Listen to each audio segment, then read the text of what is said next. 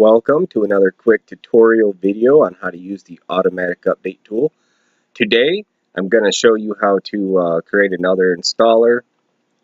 For today's example, as I've already typed in the publisher and product name, I downloaded a Nintendo emulator with a bunch of ROMs, not to use but just for testing purposes, because I wanted to test out how big I could make the file, etc. So here we go. Create a new installer, change your change log,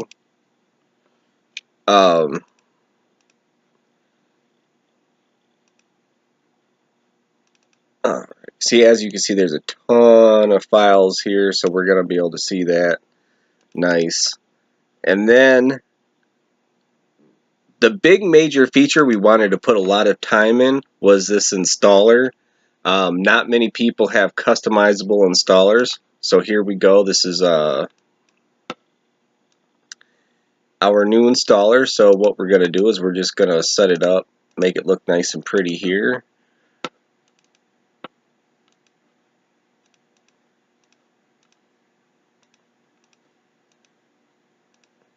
And everything is customizable, even the progress bar. So that's really, really pretty cool. Let's see, we'll make that a little bit darker.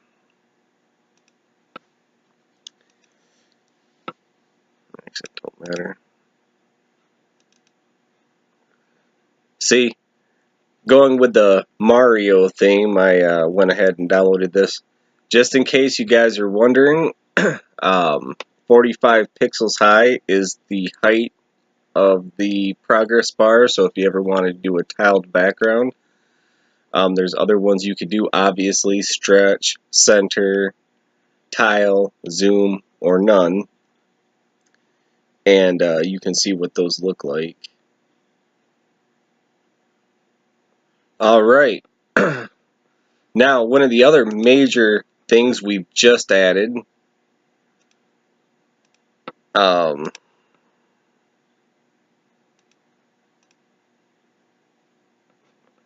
is the ability to save and add. So I'm going to call this Mario 2.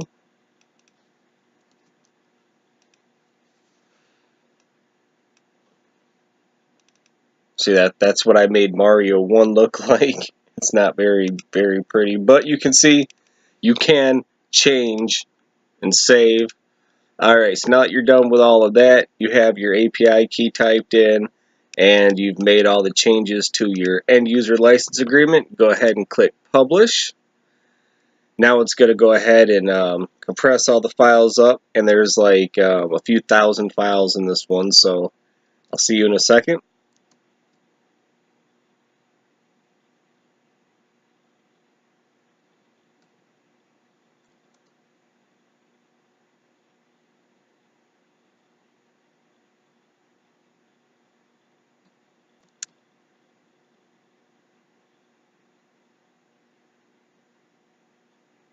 Alright, so right now it's making the installer. It's all done with that. So now we should be able to install it after it gets done uploading it to the server. Again, if this is just a test to show you how the installer works and how to use the tool. If you had made that project, then you would just integrate it, and then they would have, instant automatic updates. Our servers are pretty fast too. I'm pretty much capping my home internet here, so it's not too bad. Alright, all done. Now let's go check it out. Here's the new installer we just created. NES 1.0.0 setup. We'll go ahead and run this. Now, larger files do take longer to start. Alright, as you can see here, it's all nice and customized, just like how we set it up, with little buttons and everything. And then here's your end user license agreement. That's what it looks like when it's all there. Agree to the terms. Where to install, boom. Alright. Now it's copying these files really fast, so I don't know.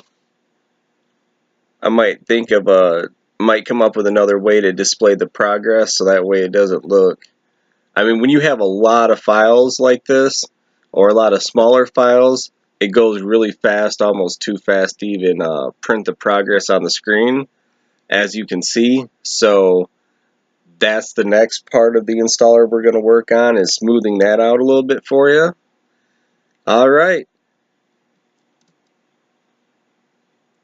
Alright, so the install process is almost done.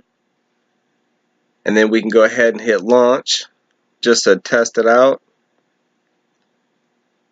And voila, it did work. And it does appear that everything is in the right spot. All the games and everything are here. Just to make sure nothing got corrupted, I'll just go ahead and click on one. And there it is. Everything works as expected.